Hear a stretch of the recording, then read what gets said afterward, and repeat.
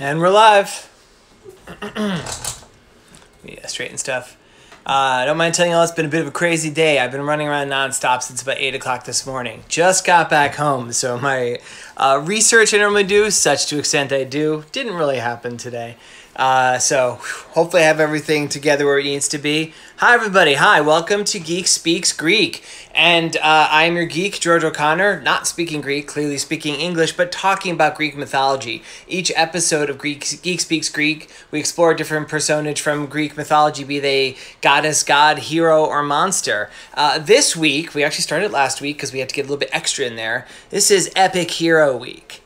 Each of my daily lectures is going to focus on a different character from one of the epics, be it the Iliad, the Odyssey, or the Aeneid. Today, we're working on part 2 of the Iliad. Last Friday, getting the head start on it, I talked about Achilles. And when most people think of the Iliad, they think of Achilles, right? And they think of the Trojan horse too, and that definitely doesn't happen anywhere in the Iliad. That's like afterwards. Iliad is just a few weeks of the Trojan War, which lasted for 10 years.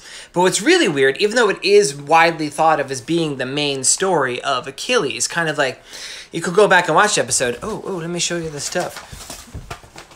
You can see that episode archived on my YouTube channel, youtube.com/user/George Olympians. Talked about Achilles. Achilles, despite being the quote-unquote hero, he kind of exhibits some bad behavior.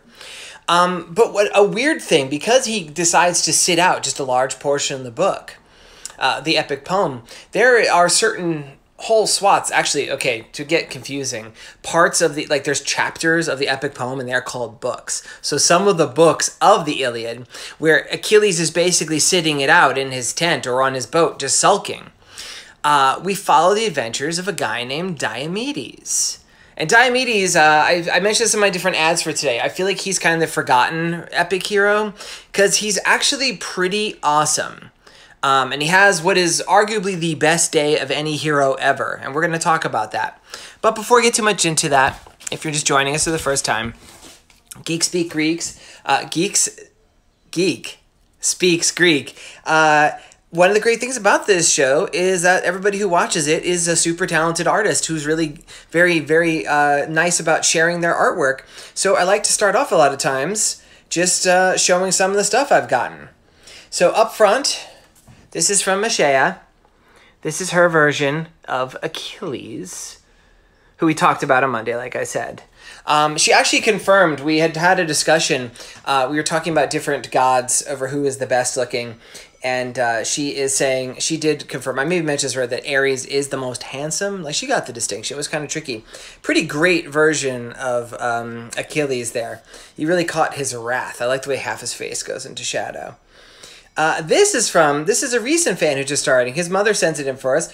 His name is, I think it's Ada. No, wait. I want to make sure I'm going to pronounce that. A-D. A-D? See, I have to look this up. He drew, here we have a triumvirate of people from the Iliad. There's Achilles himself. There's Hector, who I kind of feel like I almost wish we could have done episode on Hector, but like Hector's mythology is largely concerned with him getting killed by Achilles. But like I said, Hector is, I would say, the most heroic character that you encounter in the Iliad, with Diomedes being a good argument for number 2. There's his version of Diomedes. These are great. Thank you for showing, like that's all 3. What a fun drawing. Thank you so much for Adi for sending that. I hope I get your name right too. I know you've written it. I'll have to go back and make sure I actually check that out right. Who else do we have here? This is from Iliad, and she drew Helen. You know, the inspirational. Look how beautiful this is. Look at her face. Look at the colors. I love the dress. This is like a better version of Helen than I've ever drawn, because Helen barely appears. I've only, like, kind of drawn her in passing a couple times. And then, as a follow-up, here's Zeus begging Hera to be his queen. He's saying, please, Hera, come and be my queen. Look at her face. She's like, no, I think you're going to be a bad husband. He's like, I'm on bended knee, and look at me, I got curly hair. But, like, you know, I mean, Hera, you could do better. But, you know, we all know what happens. She's the goddess of marriage. It's going to happen. Iliad, great drawing. Now, this is cool. This is from Addie. Addie sends us in a lot of drawings a lot of times. You might remember her stuff for characters with these very big, beautiful eyes. She is actually creating the 7 ancient wonders on Minecraft. And here is her Zeus at Olympia. There's his staff. There's that robe that they made out of like all the different colors of glass and like jewels and stuff. There's even the little tiny statue of Nike on his hand.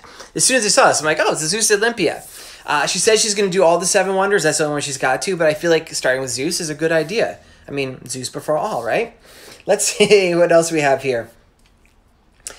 These are from Yehi, and because I've been running around like such a lunatic, I haven't even had a chance to see these yet. So let's explore them together, and hopefully it's nothing like where she's drawing a picture of me with like a big fat belly or something. Oh, look at this. So this is, I'm pretty sure this is Patroclus consoling his lover, Achilles, who's like, and putting on Achilles' armor, going into battle, meeting his end, and then... you know what happens. We talked about that. He actually, in order to inspire the Greeks at a low moment when the Trojans are about to throw them like off their camp, he dresses up as his beloved Achilles in his armor and leads a charge. And all the Greeks are so, the Achaeans, I should say, are so excited. They're like, oh, Achilles has come. And the Trojans seem like, oh no, Achilles has come. And everything goes pretty well. And he leads them. And he's a good fighter. He's no Achilles. And he does pretty good up until he comes up to Hector and Hector kills him. And that kind of like seals the stuff in here. Oh, wait, what is this a drawing of? Oh my gosh, this is an amazing drawing. I think... I don't know. What do we think this is? Is this Nyx? Is this Gaia? Is this Hera creating the Milky Way? I don't know. There's a lot of cool interpretations of this. I don't know. I don't see in the text. Like I said, I didn't actually get to see this one in advance because I've been just running around like a lunatic. She doesn't say. Oh, I don't know. Maybe it's continue the next drawing. No, I think it is. There we have that. Say there's a Titan. That's actually, I think it's 2 Titans. What are they saying? Our children? What children? And he's saying, are you kidding me? So maybe that's Rhea? I'm not sure. Or it could be Uranos. I don't know. It's pretty. Actually, yeah, I think it is Uranos. Wait, so the other one, I thought it looked... Oh, I think that is Uranos. That's super cool. All right. Yeah, you're great. Thank you so much for saying that. Let's got a few more things to show. Some people who send me, let me apologize. Like I know Megan, for instance, for some reason she can't send stuff to my email. She normally sends it to me other locations because I literally just ran in my door. Like I didn't get a chance to load this up, so I'm gonna have to share Megan's drawings for next week. And there was too bad because there was some pretty cool stuff. Oh wait, what is this? So this is from Nora and Drake, and they are celebrating the epic hero. Oh, so this may look like at first that this is 4 different characters, but look at this one. This is Thetis, mother of Achilles, and some of the different forms we see her take when she first meets Zeus in Aphrodite. Because she's a shapeshifter. As a water goddess, she's actually a shapeshifter kind of on par with an Olympian. We've seen some of their gods aren't as comfortable changing their shape, but there's a thing with sea gods, like Proteus and such, where they have very fluid shapes, which makes sense to give them water. So she takes on all these different forms, and that's why Zeus doesn't recognize her first, because like somebody who can change shape like that, every time you see them, they look different, right?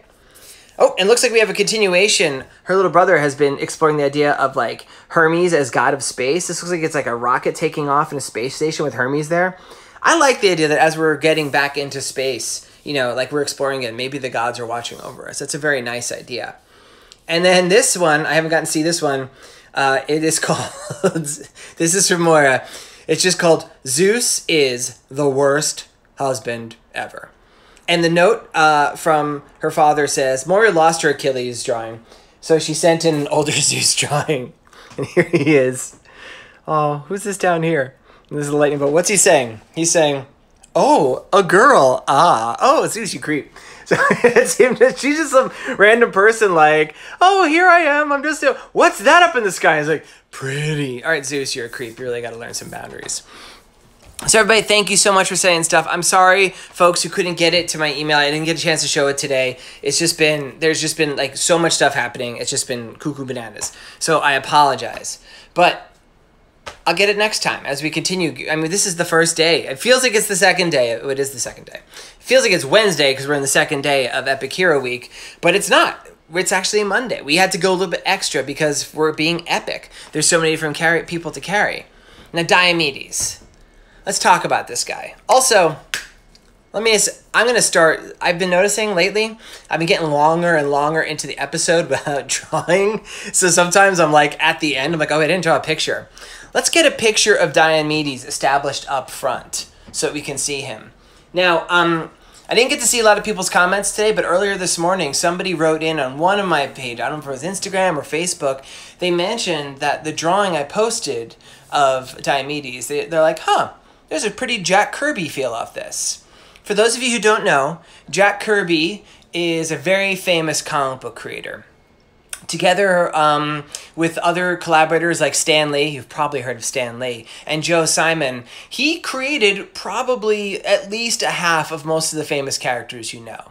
With Joe Simon, he created Captain America. With Stan Lee, he co-created the Fantastic Four and the original X-Men and Thor, and I think he did Iron Man too. He even drew the first cover of Spider-Man, although that was Steve Ditko that created him. The Hulk, I forgot the Hulk. Like the biggest characters in the world, Jack Kirby had a huge part in it. And one of the first characters he ever created was Captain America. So I kind of, when I was thinking of these epic heroes, and the three big ones, the ones that are getting, the three biggest in my opinions, there's others, there's Ajax, he's actually physically the biggest, but there's like a lot of other characters, there's Nestor, there's Agamemnon, people that I could focus on, but the three I wanted to give episodes to were Achilles, Diomedes, and Odysseus. And so it made me think of the Avengers, right? This is way back even before I did this. This is when I was making plans for these books. And I'm like, okay, Achilles is like a god, and he's very wrathful and brash and doesn't really think of other people very much. So he's Thor. And then Odysseus is very wily and smart, but he's kind of sneaky, and he's got a sharp tongue, and he's kind of a jerk. He's Tony Stark. He's Iron Man. And Diomedes is straight up heroic. He's very noble. He's good at being a leader. He smooths people out in the middle. He fights really well, but he's not stuck up about it. He's the most honorable and the one you can look up to the most. He's Steve Rogers. He's Captain America. So when I designed him, instead of Captain America, think Captain Achaia. Like he is Captain Greece. That's how I designed this guy. So let me draw. There are some similarities in the way I draw him to the way I would draw Captain America. So I gave him kind of a helmet that would have been in the time. Big square jaw. He spends most of his appearance in Ares, which is the only book of mine that he appears in. He's been granted extraordinary vision by Athena. I'll get to this. So I draw his eyes literally radiating light. We'll talk about that. He has his neck. And much like Captain America, if you look at old comic book drawings of Captain America, and I think in the movies too, he wears his shirt, you know, with like he's got the star and stuff. It's actually made of scale mail. It's like this type of scaled armor. So I gave this to him too. It's a little bit different because I had to make it look actually like the armor people were worn back then. He has leather thongs, I'm not sure what that word is, that protect his arms. His cuirass, which is the metal part that goes around his torso, that was actually crafted for him by Hephaestus. So this is a guy who's already gotten the attention of the gods even before this. He comes into battle. Like, everyone's got like, look, the best armor smith around made my thing. It's like, yeah, the god of the forge made my armor. Everyone's like, okay, you have the best armor. Achilles himself doesn't even get Hephaestion armor until the Iliad. So he's been fighting for like 7 years without this armor. This dude comes in with it. He's got a belt, more leather straps with weights at the end that kind of protect his hips. He's got, you know, his greaves that protect his feet. I honestly should have looked beforehand because I don't remember what he has. I think he just has, he doesn't have gloves. I think he just has straps on his hands. And another thing that's kind of cool, you read the actual descriptions, the dude carries a round shield. Just like a certain captain we can think of. His shield actually, it was supposed to have in some descriptions, it's like a board design. I gave him a more generic design that I actually found looking in a museum. And then let's give him a spear.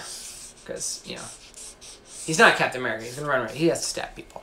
So there, we have a really quick picture of Diomedes. Now that I can point to this, Maybe I should move it up a little bit so you can see. Now I can talk about Diomedes. His name, if you kind of know Greek roots, and you're probably getting pretty good at him because some of these things repeat a lot. We know Dio or Dio is normally either a reference to Zeus himself or just means God. And Metis, which goddess does that sound like? Diomedes. What is that? It sounds like Metis, like the mother of Athena. And her name means like counsel or wisdom. So his name you could translate as either the cunning of a god or perhaps advised by a god. And I think both names fit him pretty accurately. He was a king of Argos, one of those rare heroes where there's not really a lot of divinity in there. We talk about that, how most of the times you find these gods are descended, these heroes, they're descended from other gods. I don't think he has any god. He probably is somewhere if you go back far enough. But he doesn't have like a dad who's a god or a grandfather who's a god. He's pretty much just a human. Again, very Captain America-y there, right? Like, he doesn't have special powers, although he does get special powers. But, like, he's just a really good fighter and a really good guy. So, he is the son of a man, a hero, named Tydeus. And his mom's name was, I think it's Diepoli. I forgot. His mom's not as going to play as much of this. Tydeus is interesting because he's a bit of a mythological figure himself. There is a pretty big myth that if you read like some of the drier myth books, this will come up in a lot. It doesn't have a lot of God involvement. It doesn't have a lot of supernatural elements. So you'll see it represented in ancient Greek art a lot, but it's just one of those books that people like me who write books about the gods tend to overlook. It's the myth, it's the story, I should say, of the 7 against Thebes. So Thebes was a great city in ancient Greece, right? And it had 7 gates. And it was considered impregnable. It was surrounded by a giant wall, and each of these gates was hugely fortified. And these 7 Argives, 7 people from Argo, 7 like rulers from Argo, got together, and the plan was they're each going to storm one of the gates simultaneously, and they were going to take over Thebes and defeat it. It doesn't go well. All kinds of stuff happens. Some of them get killed, but like various things happen. The one that's most important, the one you probably most see represented in art. Tydeus is fighting a dude named Melanippus. Okay, there's a lot of I think it's Melanippus. And they wound each other. And Melanippus is like, he hates him so much. And he's like, he knows that this thing isn't going well. And Melanippus wounds him, but he wounds Melanippus too. He wounds him pretty bad, I guess, because his head's open. Melanippus' head is open. And Tydeus is in this frenzy. And he so wants to defeat his enemy to make sure he's dead. Like, he doesn't care. Like, the guy's head's open. He's going to be dead soon enough, Tydeus. He eats Melanippus' brains. And it's like, what? What? Like, that's nuts, right? And I should have mentioned this up front. I wanted to get to the good part. Tydeus was beloved by Athena. Like, that was of this prior generation, prior to the Civil War. Talk to Captain America there. Prior to this generation with the Trojan War, like, that was her guy. And there were rumors she was going to elevate him to godhood. And he eats a dude's brain. And of course that ruins it. She's like, I'm sorry. You know how we as gods try to, like, we don't put a lot of demands on you guys, but we try to, like, have a couple of rules. Like, hey, don't murder, don't do that stuff. Don't eat people's brains. You're not a zombie.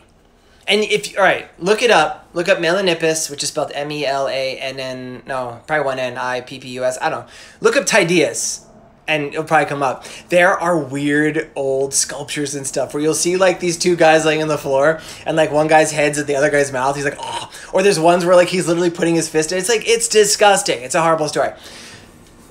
I'm talking a lot about Diomedes' dad. Just to mention, Diomedes' dad really blew it. Tydeus, you had the smartest, the bravest, the best fighter goddess squarely on your side. You know, we always like to, like, kind of joke, like, maybe she's in love with these guys. Maybe she was going to make you a god, and then you ate some dude's brains, and now you're not a god. But there might be some sort of genetic component in it, because she certainly does seem to be very devoted to Diomedes. Now, pretty much Diomedes, despite being, like, having a pretty good pedigree, despite his dad eating brains, he's the king of Argos. Argos was a very powerful, like they bring, I think I mentioned like, for instance, Achilles brings 50 ships of like 50 Myrmidons. Like he brings 80 ships of like 50, no, I think it's 100 Argives each. Like this dude was from a powerful kingdom. He has a huge army he brings to the Achaean, the Greek side in the Trojan War. And he's also widely considered to be one of the best fighters. Like in the top 3, certainly. Achilles normally takes the best, whatever, Achilles, you know, I'm not impressed with you. And then, like, it's either him or Ajax, probably. And, like, you might be like, what about Odysseus? Odysseus is wily. He's more sneaky. He's a great fighter. He could beat me up, certainly. But I don't think he's quite in level of Diomedes. And as beloved and as famously beloved as Odysseus is by Athena, I think you could argue, at least in the Iliad, she's more of a supporter of Diomedes. So the way it's a kind of cool, like all this story for the most part, I'm giving you a lot of backstory. I'm trying to think if there's anything else I should be mentioning. I think you've got the sense of this dude. Now, in the Iliad, we talked about this. The Iliad begins, Achilles is sulking because he doesn't get to take his slave. Yeah, wah, you're a horrible person, Achilles. And so he sits out the battle, and the battle is turning against the Greeks very badly. And so in this epic poem, ostensibly about Achilles and the wrath of Achilles, the opening line is, "O goddess, singing us of the rage of Achilles and how it transformed the Greeks," and all that jazz. We end up following the adventures of Diomedes. So,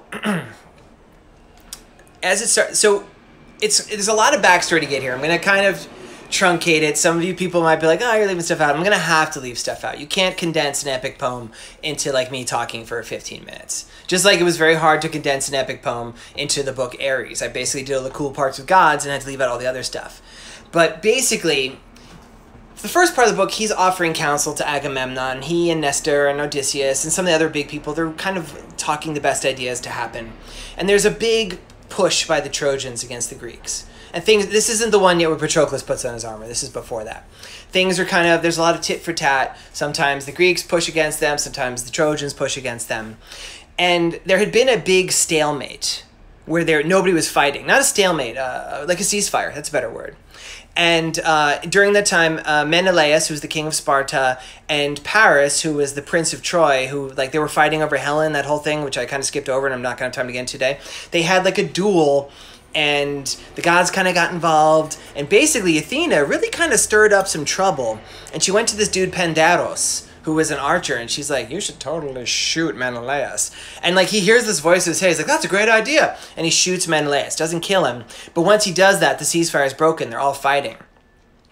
Pandaros up on the hills, up on the walls of Troy, just like plink, plink, he's killing lots of people. He shoots our main guy, Diomedes. Almost said Dionysus. And Diomedes takes this wound and he prays. He takes the ground. He's not badly wounded. And he prays to Athena. And he asks, Athena, guide me so that I can help the Greeks and I could kill the man who wounded me. And she appears to him. And she kind of supercharges him. There's some really cool descriptions when you read like the various translations. Like they describe like fire like shooting off her shield and filling his heart with courage and stuff. But she kind of soups him up into superhuman levels. Gives him like the super soldier serum, so to speak. And this is what's fascinating, she gives him the ability to tell God to see gods on the battlefield. We know Olympians can change shape. They can look like whatever they want. And throughout the Trojan War, at various sides, because some of them were on the Greek side, some were on the Trojan side, they would actually take form of humans, and you wouldn't know until like suddenly the person you were fighting against like punched you over the moon or something. And you're like, betcha that was a god. So it's this thing, and she tells him, here, you have these abilities. I've made you fight. Your powers have been increased beyond anyone else on this field. I only ask that if you come up against an immortal, you don't attack them. Except for Aphrodite. You could totally stab Aphrodite. In fact, you should. You should totally stab Aphrodite. And he's like, okay. So they go onto the field, and he's like, a funny thing with the Iliad is it just kind of mentions by name everybody he's killed. Like, I killed Tipalipo, who's like all these different names. You're like, who is this guy? I don't know. But then there's a chariot being driven around with that guy Pandaros. And guess who's riding the chariot? The guy we're going to be talking about on Friday, Aeneas, son of Aphrodite. One of the greatest of the Trojan warriors on the Trojan side of things, right? And they're going through, they're shooting people, and Pandaros sees him, doesn't know who he is, shoots an arrow at him, like an arrow at him, and he just smacks the arrow out, and he's like, "I'm Diomedes." And it's one of my favorite lines. I actually kind of did my own like little transliteration of it, but I have him saying in the book, and the parents of those who meet me in battle are sad, because he kills them. That's what he's basically saying. He throws the spear, kills Pandaros. Boom. Athena already helped him with that. And then he goes up and he fights against Aeneas. Aeneas, who, by the way, is a demigod, is the son of Aphrodite. So he's a little bit normally more supercharged than this guy, but this guy's got all that Athena power coursing through him. And Aeneas is like, well, looks like I just killed Diomedes. And he throws a spear, and it doesn't. He deflects it with the shield. He's like, you spoke too soon, buddy. And he picks up a rock and like smashes Aeneas on the hip. The text says he smashes Aeneas' hip, but Aeneas walks later, so I don't know how that works. Maybe it just hurts. He's like, oh, my hip. But he can't get up. And he's about to kill Aeneas. And Aphrodite, watching from on high, sees this. And she enters the battlefield, and she spirits away her son. But before she could get away, he remembers the words that Athena says to him. If you come across an immortal, turn away. But stab. Totally stab Aphrodite. So he reaches out with the spear and stabs. Hits her on the wrist. A little tiny cut, but she's like, ow, she's not a fighter. She almost drops her kid. Apollo comes down and helps out. And this is a funny thing. You can read a lot of different interpretations of how the scene is. He actually does attack Apollo, despite the fact he was told not to. And Apollo, like, turns him away. That's like, he keeps saying, like, how dare you, I'm Apollo! And, like, Apollo's about to smear this guy. But he's more concerned about, like, he's Apollo. He's kind of, like, haughty. He's like, he's so outraged that he attacks him that he doesn't even get in his head to kill him. And I think he totally could have. I mean, he's Apollo. He could have just, like, yeah, you're sick, you're dead, you're dead. So people always say it's his humility that he turned away. I'm like, okay, I get that he's the heroic ideal. I get out of all the dudes on the Greek side, we could look at him as the biggest hero. He still straight up attacks Apollo. He shouldn't. He's lucky Apollo doesn't smear him. Maybe Apollo has a different idea. He does what he's not supposed to do, essentially. And it has repercussions. Because Apollo, he goes up and he's like, oh my God, Ares. Oh, I probably doesn't say oh my God. That'd be like me saying, oh my human. Oh my something. Ares, this mortal stabbed Aphrodite, your girlfriend. He came at me. And Ares, who had been previously sworn at the battlefield, he's all like, I hope you guys can hear my knuckles cracked. It was pretty good. He's like, finally have time for me to take the field. And Ares takes the field. And it's pretty scary because he's Ares, right? And Diomedes is continuing his fighting down there, and he kind of knows he screwed up, despite what people say that he turned away in humility. No, he turned away because Apollo knocked you away. But he's like, he still has this ability to see the gods coming, and he sees this swarm of Trojans coming towards him, and he sees it for what it really is. It's Ares, and he knows, oh, we're all going to die, because Ares is not a great strategist, but he is an Olympian. And I've often compared him in this. He's like a lawnmower of human beings. You put him in a direction, because he does this in the Iliad multiple times. He just kills whoever's in front of him. He's ostensibly on the Trojan side. He kills Trojans too. He just kills everybody. He's just a maniac. But he's coming right at the Greeks, and he's just going to march right through them, right to the ocean, and murder everybody. And he's in his element. And the way I depict it, you see his eyes, and he sees a swarm of soldiers, but they're all Ares. And he's like, fall back, and they're all falling back. And they know they can't stand against him. And then, that's when Athena comes. And she has the helmet of Hades. Hades, god, underworld. His helmet that lets him be unseen by anyone, including other gods. So she's wearing this helmet that nobody could see, and she appears to her chosen champion, Diomedes. And she's like, I'm going to help you. And he's like, what, no? And she literally throws his chariot driver off his chariot. He has funny chariot drivers' names. Their names are almost Stheno and Euryale, the Gorgons, but it's like Sthenos and Euryalus or something. I feel like there's a connection there. I gotta look that. Wait, it probably is. Oh my God, because his patron is Athena. So his chariot drivers are named after the Gorgons, because I don't know. There's something going on there. I gotta look that up. And then this is one of my favorite descriptions in the whole Iliad. Athena steps on the chariot to drive it herself, and it describes how the chariot groans in protest. Because she's a goddess, she's so much bigger and heavier. So the chariot's like, oh, I can't take this, but she guides him. And he goes thundering across the field. He can't see Athena, but he knows she's with him. even with his ability. And he's heading right towards Ares. And Ares is like, ha, ha, ha. There's like bits of soldiers flying everywhere, and he's just murdering everybody. And suddenly Ares looks at him, this dude thundering towards him, because everyone else is running away. He's like, guess I'm going to kill Diomedes. And he comes racing towards him. And Athena's with him. She's like, I'll guide your spear. And as Ares comes towards him, in the book, I think in the Iliad he actually throws it. I made it, she just held it up. She guides his spear right into Ares. So he stabs Ares. It goes right through him. And like Ares is like, he's immortal. He can't really be hurt, right? But he's also not used to being wounded. It's almost like the indignity of it. He's like, I have a spear through me. And there's that very famous line where he screams like 9,000 or 10,000 men. I think that's hilarious. Definitely not 9,500. 9,000 or 10,000 men. And the whole battlefield hears it. And he flees back to Mount Olympus like, oh, like it's so cool. And Diomedes takes this incredibly rare trophy home from it. Not like, you know, like a participation award or anything, just like that.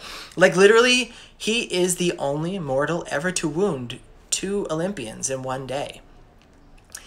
And like, it's like his day of glory. It's like the best day ever for Diomedes. Now, he definitely had some help. He wouldn't have been able to wound any of them for Athena. He wouldn't even be able to see Aphrodite in the first place. And I'm pretty sure that he would have just been stomped upon by Ares if it hadn't been Athena next to him. But it's still pretty cool. It's like a moment, like just picture that. Like, I mean, I did get to draw it. Like, just picture that book, like, or look at the book I did. Like the idea of this dude fighting against these gods. It's pretty cool. So, so Diomedes, that's like kind of like his big day. They retreat after that.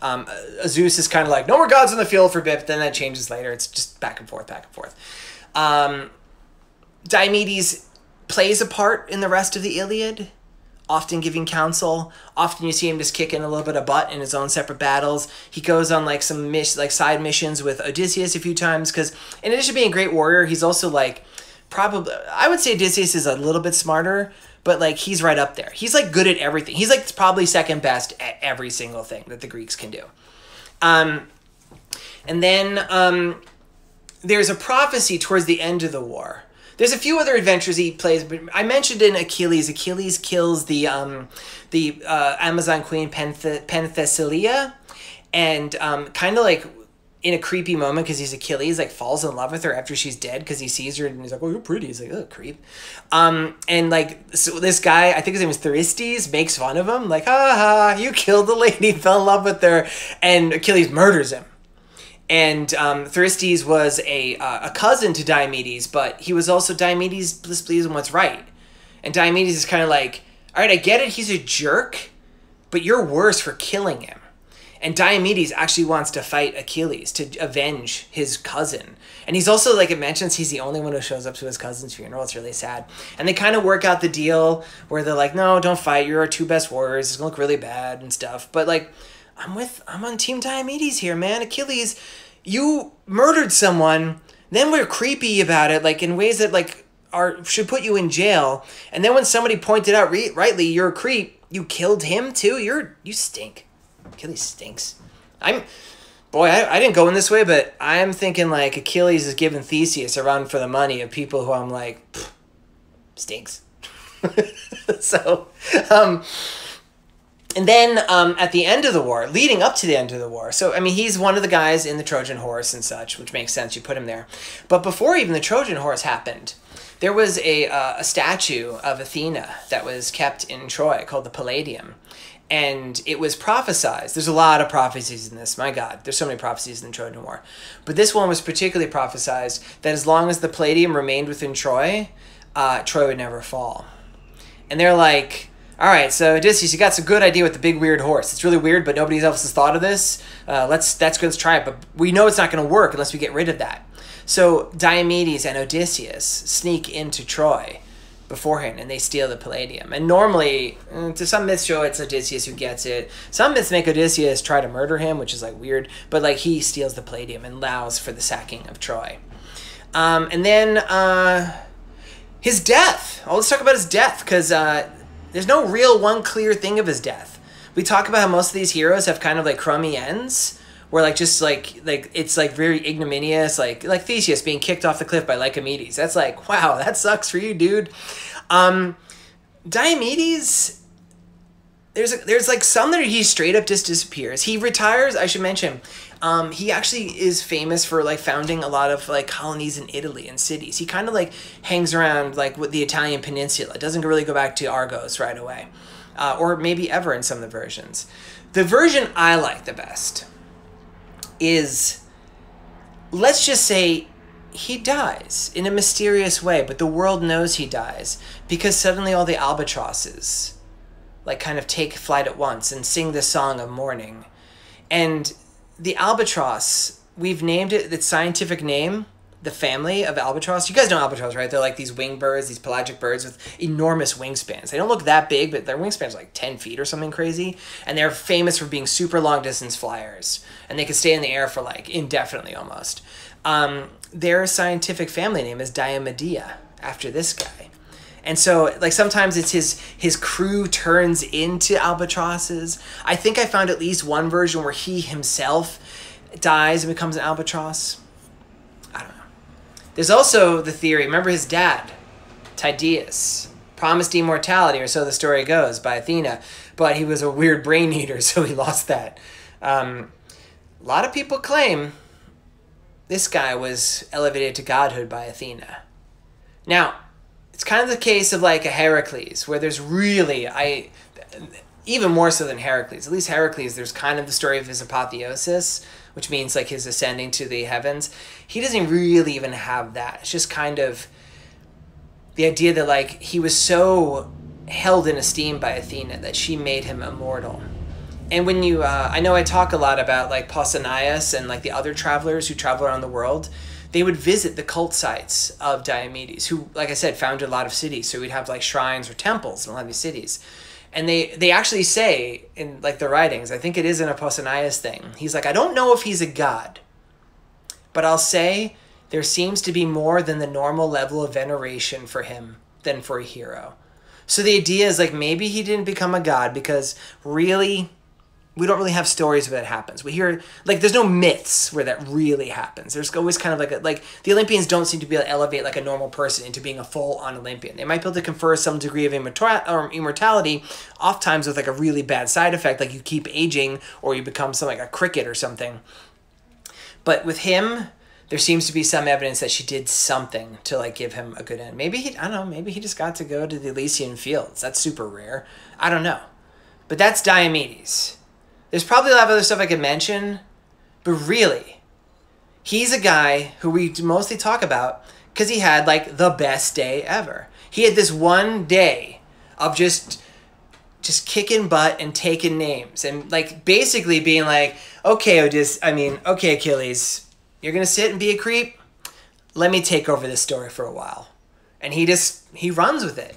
And he shows them like, this is how you behave when you fight a god or a goddess. So you listen to the goddess that helps you. You do all the stuff. And it's a pretty cool story. And like a lot of people were writing to me. I didn't see like a lot of people. I'm not alone in like my admiration for him. So many of these Greek heroes. It's one of the things that makes them interesting, honestly, is that they're so flawed. So it's nice to have the one guy. Well, he doesn't have any huge flaws. Like I said, he attacks Apollo. Like, I'm sorry. That's not humility. He got carried away. He attacked Apollo. Apollo's like, what? Stop attacking me, you weirdo. And then, you know, he's not perfect. Even the gods aren't perfect. We know that. That's what makes them so cool. But he's pretty noble. So that is Captain Achaia, a.k.a. Diomedes, the Steve Rogers of the Epic War. And so I talked a lot. I figured now is a good time, if people are interested, in throwing up for questions. See if we had any questions. People keep saying Ares a lot. Why? The best part of that bit was Zeus's reaction to Ares' diva reaction. Oh, see, makes me feel sad. Let me finish out the story. So after Ares gets stabbed, he goes up to Mount Olympus, and he's before his father, and he's literally got, like, ichor pouring out of him, and he's like, and then he gets stabbed. He stabbed me. I'm Ares. Look at this mess. And this is terrible. This is actually, like, literally the moment. And I'd known this story, but it was like plotting it out. Of course, I had known the story for doing the book, but like really drawing out the moments and like working out the pages and panels and everything, thinking about this. Like, Zeus tells everyone, all the gods are there. Well, not Demeter, not Dionysus, not Hestia. I don't know where they are. They're not. But all the other gods are there and a few extra ones. Like, hey, Thetis, what are you doing here? Leto, why are you here? And he's like, not my least favorite. You are my most hated child. Which also means like he hates some of his other children, maybe too. And he says that in front of everybody. And it's just like, oh, it's like this brutal dressing down. It's another super famous scene. And it's just like, wow, that stinks, Ares. Like, your dad just really, you're bleeding already. And I get it's not really that bad. But like to say that for everybody, like Zeus is a real jerk. And that's kind of like why in my book Ares, like you see, like I don't want to give spoilers if you haven't read it. I mean, or who cares? But like the idea is like Ares, in doing my research, I discovered Ares actually is a good dad. Zeus, less so. And kind of it's Ares gets a good final word in it, his dad. And he's kind of like he sees his father Zeus for what he is. And it's just kind of I don't know. It's definitely rough though. I feel bad for Ares. Diomedes did stick him good though. Don't mess with Athena. His rank is great. Yeah, definitely don't mess with Athena. I mean, don't mess with Athena. You might follow. She made a Medusa for goodness sake. Let's see what else we got. Does Diomedes have a wife?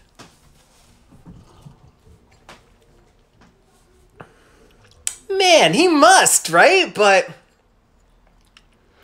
I can't think of one. Who asked that? Was that Ranka? I'm going to have to look that up. I'm going to answer that on Wednesday.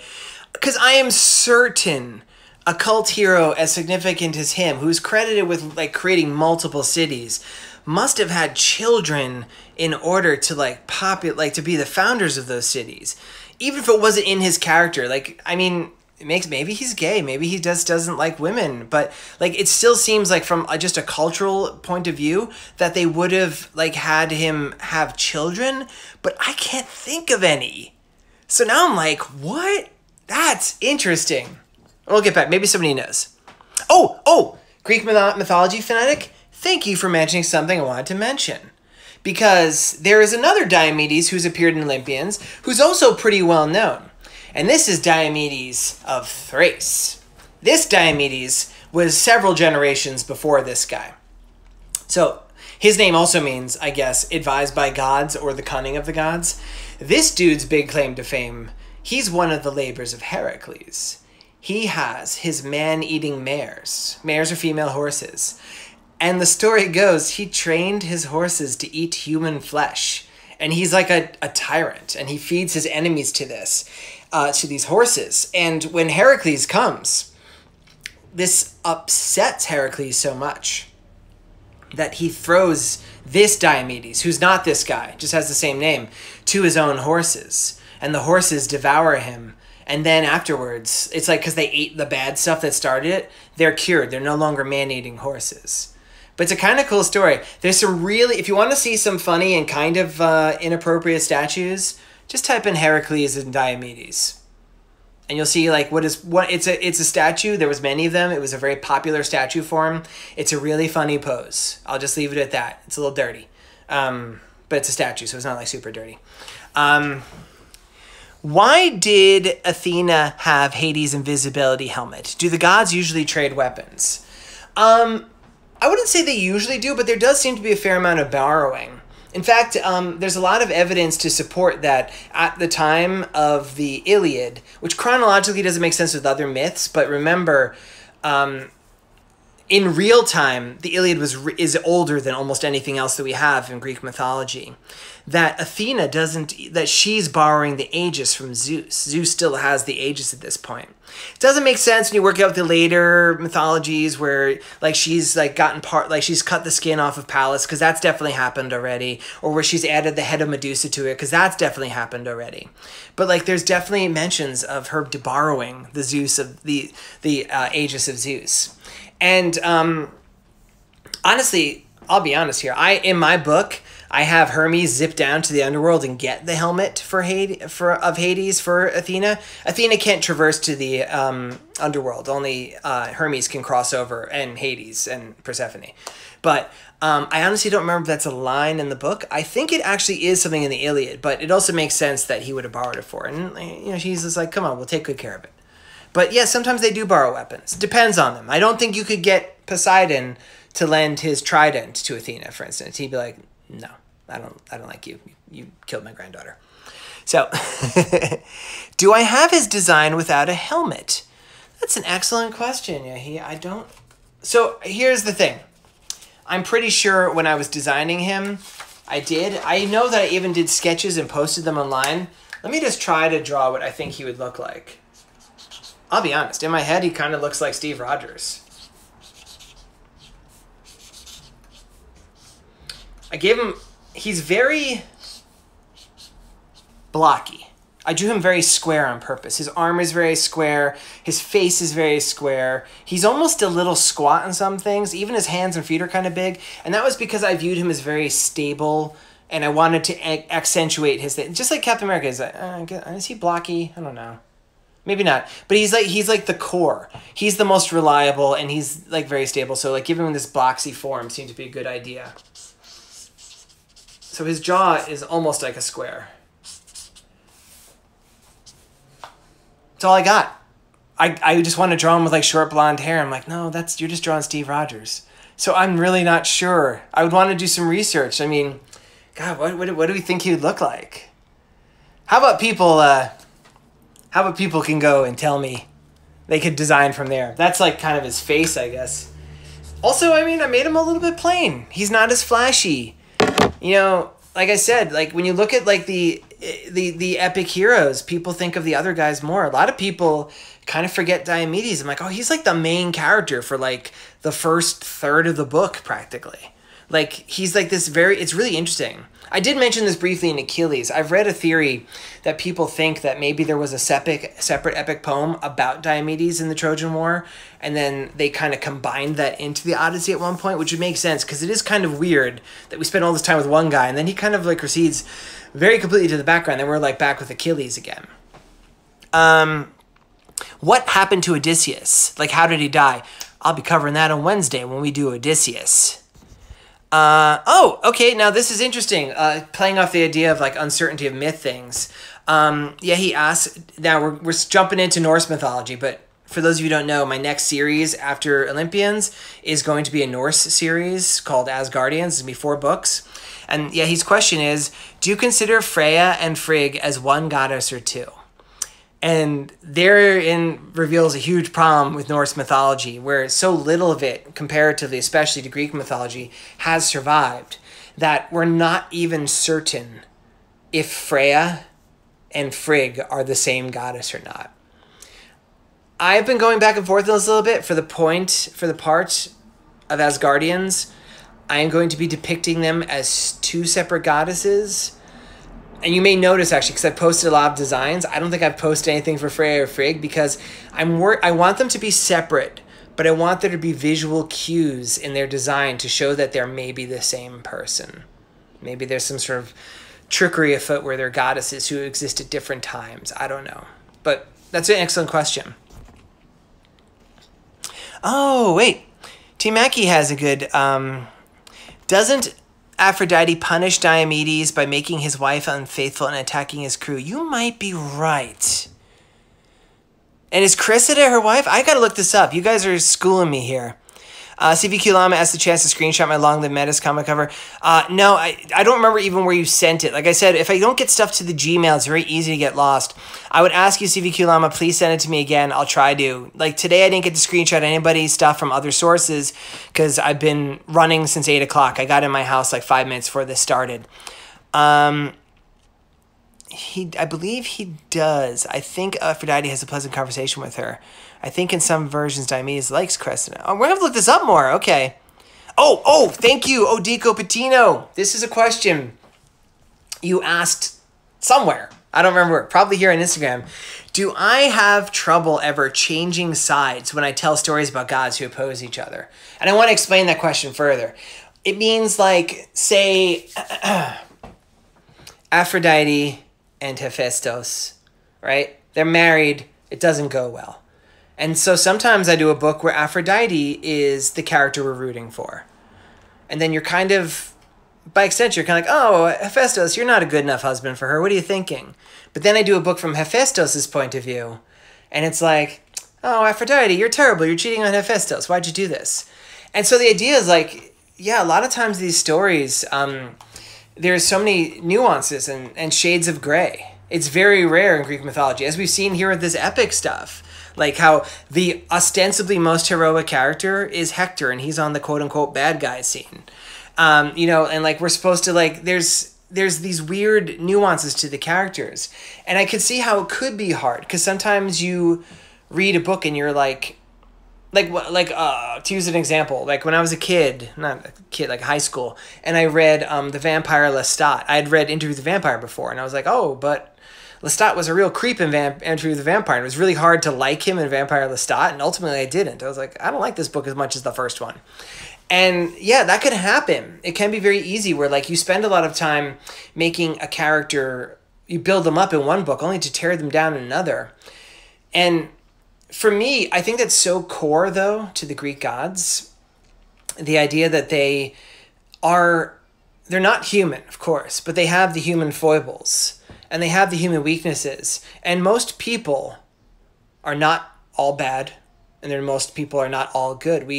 Even the best of us have moments when we're total jerks. And in real life, for the most part, unless the person's a real total jerk to you in a way you can't forgive, you end up accepting them for that, forgiving them. You have fights, you work it out. And so with the Olympians, I feel the same way. Like, it's exciting to me that I have to do things where I tell stories from different points of views. So like when I was planning out the series, I knew very well that I had to make people really like Zeus in the first book, because it was going to be hard to like him after that, because he was going to in many ways become a bad guy. So I spent, like, you read the first book, Zeus, you're definitely on Zeus' side. He's the underdog. And I even managed to keep, like, his cheating stuff more to the side. It's easier because he's, you know, just starting out. He's not really up to it yet. And then as soon as Athena opens, we see that he's already cruising on Hera. And, like, what about Medusa? Like, I knew that there was going to be these sides. So I guess it could be hard. I just have to, I think because I accept the gods as being so flawed, and that's some of the things I like about them, it's actually fun for me to switch back and forth. And sometimes Hermes is great, and sometimes he's a jerk. And sometimes Hera is great, and sometimes she's a jerk. It's just all part of being them. Question. Was Medusa in a relationship with Poseidon, or did he force himself on her? Little Cyril, it depends on which version you read. I think I actually mentioned this maybe in the Medusa episode. Oh, it's... You can check it out on youtube.com/user/George Olympians. The earlier versions, she seems to be in a willing relationship with him. By the time Ovid rolls around, he's forced himself on her. Now, it's different attitudes of different cultures even. Ovid is Roman. The Greeks have her being more of a willing participant in it. I tend to go Greek version. If there is a good existing version of a story over the Roman one, I'll tend to go Greek. So that's the way I depicted it too. I think we still agree. If she was forced upon her, then Athena's the greatest monster in the world. But even so, she didn't deserve to be turned into a monster. Like Athena's, that's an example right there, Athena. Normally everyone's like, yay, Athena, but Athena does some terrible stuff. Just ask Medusa. She sent Hermes to get it. Oh, it is actually officially in there, I guess. Okay. I honestly hate Poseidon and Athena for what they did to Medusa. Yeah, it's kind of hard to support them. It's pretty appalling. Kermit Sewer Slide writes, will you be covering Meleager? Have you already covered Meleager? I don't know that he would warrant a full episode, but maybe as things go on, we'll get to him. He gets quite a bit of mention. If you want to read about some Meleager, check out the Atalanta episode, youtube.com/user/George Olympians. You get a bit of Meleager in there. Let's see what else. So we have different people saying different hair types. Black hair, medium hair. Can we be friends? Sure, we could be friends. He's sort of like the dark horse, second best everything. Yeah, that's true.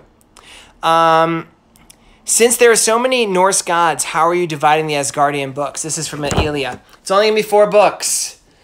There's a lot of Norse gods, but a lot of them, like, you can see the problem. We don't even know if some of them are the same people. So the first book's going to be Odin. Second book's going to be, I think, Thor. Third book's going to be Loki. I might reverse the order of those two. Fourth book is going to be Ragnarok, where they all die. And then gods who have big stories, but only like one, will be told under the auspices of those stories. In fact, we're even playing with the idea of maybe not naming them the same way that we did with Olympians, because it bums me out I don't get to do a goddess name in there. But like the goddesses are pretty underrepresented. I'll be able to do stuff about goddesses in these. Like there's gonna be a lot about the Valkyries in the Odin book, for instance, and we'll be covering Frigg in there. And I know Freya is definitely gonna have some major parts in like the Loki book, and so will Idun. And there'll be stuff where they just don't have enough to warrant an actual book, like the way I've done with Olympians, where each god or goddess gets their own book. It's an excellent storytelling technique. Some characters seem completely different between your books. Oh, that's in reference to the switching of sides. Hopefully not so much that they're not unrecognizable. Hopefully it's still that they're different aspects of the same beings. The Greek gods are more human-like than they like to admit. Yeah, they really are. And that's actually, just to give you guys a heads up, that's a major theme that's going to be explored in the last Olympians book, Dionysus. That's a big part. The idea of gods and humanity, and why are they so like humans, and why did they take human forms? And Hestia feels a certain responsibility, makes it seem like it's a blame, but she feels like that's kind of part of something she contributed to the thing. What would happen in a fight between Athena and Poseidon? Now that's interesting, right?